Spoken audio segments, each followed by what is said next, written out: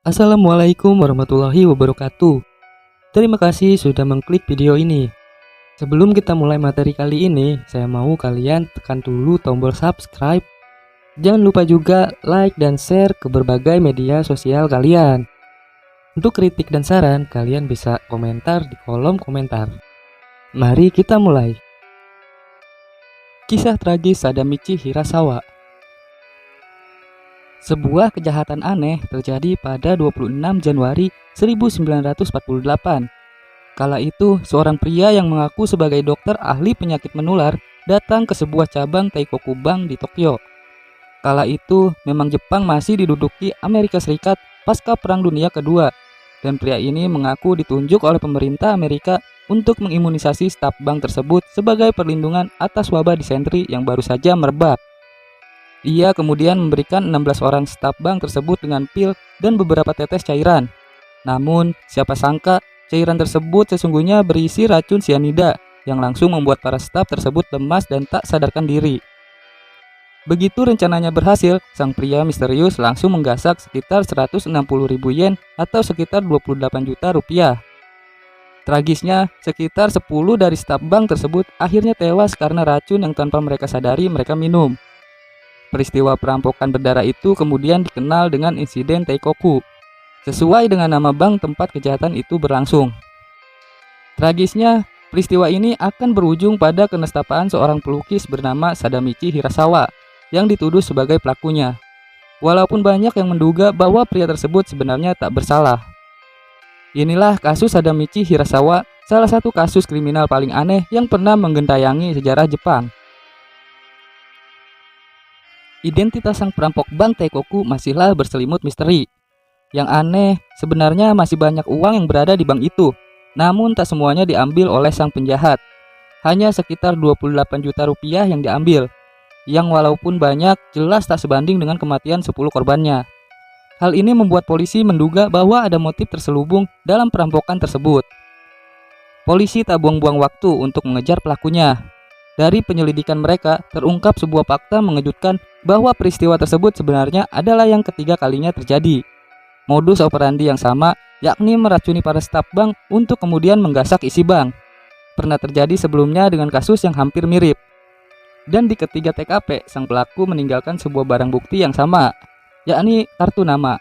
Pada salah satu perampokan, sang pelaku memberikan kartu nama Jiro Yamaguchi, yang setelah diselidiki ternyata nama palsu.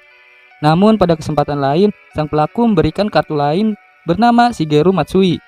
Setelah diselidiki, nama ini benar-benar ada dan merupakan anggota Departemen Kesehatan, seperti diklaim sang perampok saat melancarkan aksinya. Tentu penyelidikan polisi berujung pada sang Shigeru. Namun setelah diinvestigasi lebih lanjut, Shigeru ternyata memiliki alibi yang kuat, sehingga polisi pun menduga bahwa ada yang menyalahgunakan kartu nama tersebut.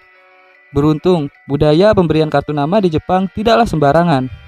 Pada masa itu bisa dibayangkan belum ada telepon genggam apalagi email. Jadi para pengusaha kala itu saling bertukar informasi pribadi dengan menggunakan kartu nama.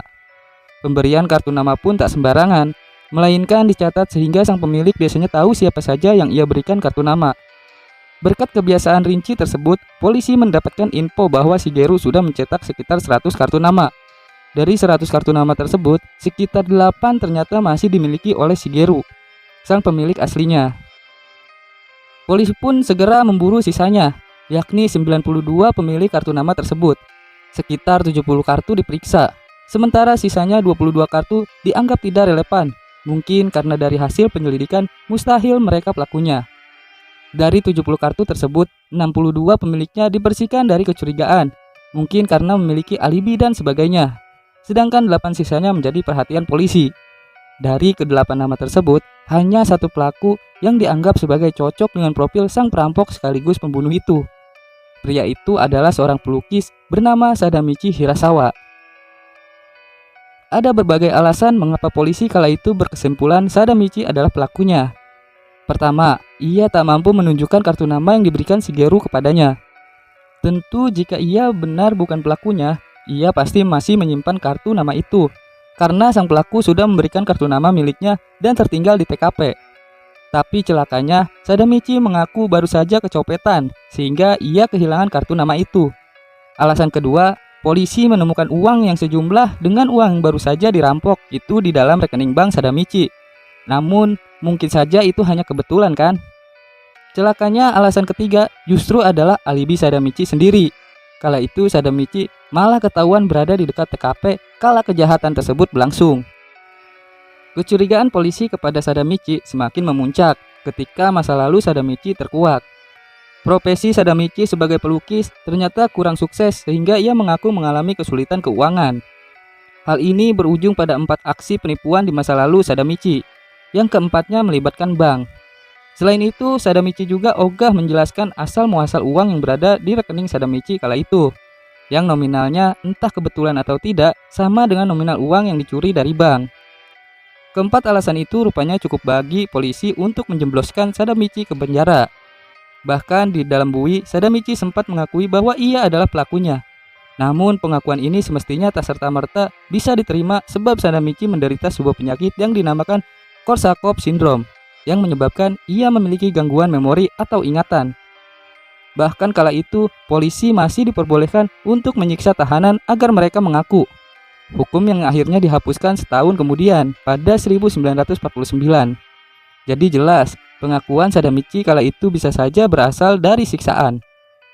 Oleh karena itu, walaupun polisi sudah menahan Sadamichi dan ia pun juga dijatuhi hukuman mati sebab kejahatan sang pelaku tak hanya merampok, namun membunuh.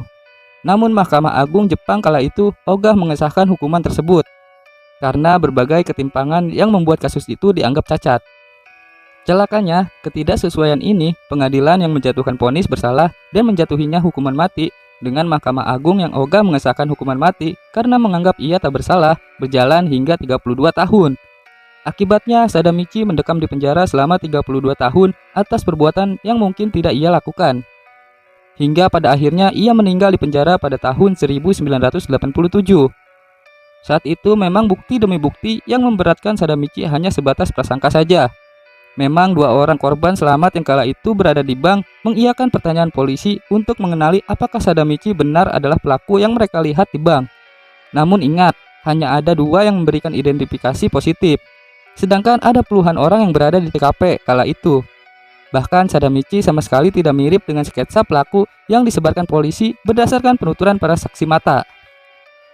Tentu saja hal tersebut membuat banyak pelaku seni yang merasa simpati pada Sadamichi berusaha mati-matian membelanya. Seorang penulis bernama Seiko Matsumoto menulis buku A Story of the Taikoku Bank Incident pada 1959 dan The Black Fog of Japan pada 1960, di mana ia menarik kesimpulan mengejutkan bahwa pelakunya berasal dari unit 731. Apa itu unit 731? Unit 731 adalah salah satu unit ketentaraan Jepang pada Perang Dunia Kedua yang bertugas menyebarkan senjata kimia dan biologis untuk memenangkan perang. Bukan mustahil, racun yang kala itu diperoleh sang pelaku merupakan sisa eksperimen dari satuan tentara Jepang yang dikenal kejam itu. Keikuma, seorang sineas, juga memprotes konfiksi yang dialami Sadamichi lewat karya filmnya yang berjudul The Long Dead pada 1964.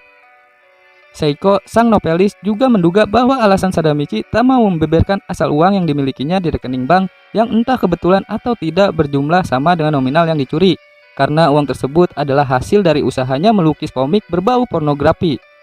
Kala itu, mungkin karena kesulitan ekonomi yang dialaminya, sang pelukis rela menerima job untuk membuat komik berbau porno. Karena kala itu pornografi dianggap sebagai hal yang tabu di Jepang. Maka jika benar hal itu apabila terkuak akan menjatuhkan reputasi Sadamichi sebagai seniman dan membuatnya malu besar. Oleh sebab itu, Sadamichi lebih memilih di penjara ketimbang aibnya memproduksi karya pornografi ketahuan. Hal ini tentu berbeda dengan kondisi Jepang sekarang yang kini menelurkan banyak superstar pornografi. Pembelaan lain muncul, kali ini dari pihak universitas yang meneliti kasus kematian para staf bank tersebut setelah diberi pil dan cairan yang mengandung sianida. Polisi menduga Sadamichi memperoleh racun tersebut dalam bentuk potasium sianida yang memang dijual bebas.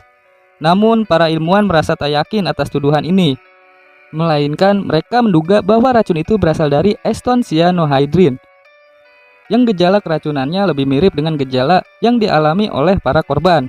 Nah, jika benar racun yang digunakan memang racun jenis kedua, akan amat sulit untuk Sadamichi memperolehnya, sebab racun tersebut hanya bisa diperoleh di markas militer. Hal ini juga semakin memperkukuh opini bahwa sang pelaku berasal dari pihak atau mantan militer yang mendapat akses akan senjata kimia yang dulu pernah digunakan pada Perang Dunia Kedua. Sayang, pembelaan dari rekan-rekan sesama pekerja seni tersebut tak digubris polisi, hingga akhirnya Sadamichi terus mendekam di penjara. Ketidakpercayaan akan klaim bahwa Sadamichi adalah sang pelaku bahkan diamini oleh pihak internasional. Pada 30 April 1987, Amnesty International di London, Inggris, mempetisi pemerintah Jepang supaya segera membebaskan Sadamichi. Namun sayang, sang pelukis bernasib naas tersebut keburu meninggal dunia pada bulan berikutnya. Bahkan setelah kematian Sadamichi, keluarganya terus berupaya membersihkan nama baik sang pelukis. Anak angkat Sadamichi yang bernama Takehiko Hirasawa kemudian mengumpulkan bukti yang akan meyakinkan bahwa ayahnya benar tak bersalah. Ia bahkan sudah mengumpulkan pengacara untuk membela almarhum ayahnya. Sayang, sebelum pengadilan sempat dilanjutkan, Takehiko keburu meninggal dunia dalam usia 54 tahun. Namun pengadilan tinggi Tokyo masih mempersilahkan apabila ada ahli waris Sadamichi yang lain yang ingin membuka kasus tersebut kembali. Hingga kini, kasus Sadamichi masihlah diselubungi kabut pekat misteri. Dan yang lebih menakutkan, pelaku sesungguhnya dari insiden Teikoku hingga kini masihlah belum ditemukan. Terakhir, kasus yang memukau publik tak hanya Jepang namun juga hingga dunia internasional ini disinggung dalam salah satu plot novel James Bond, yakni You Only Live Twice pada tahun 1964. Namun, kapankah kebenaran akan terungkap? Hanya waktulah yang bisa menjawab. Itulah kisah tragis Sadamichi Hirasawa. Sekian dan terima kasih.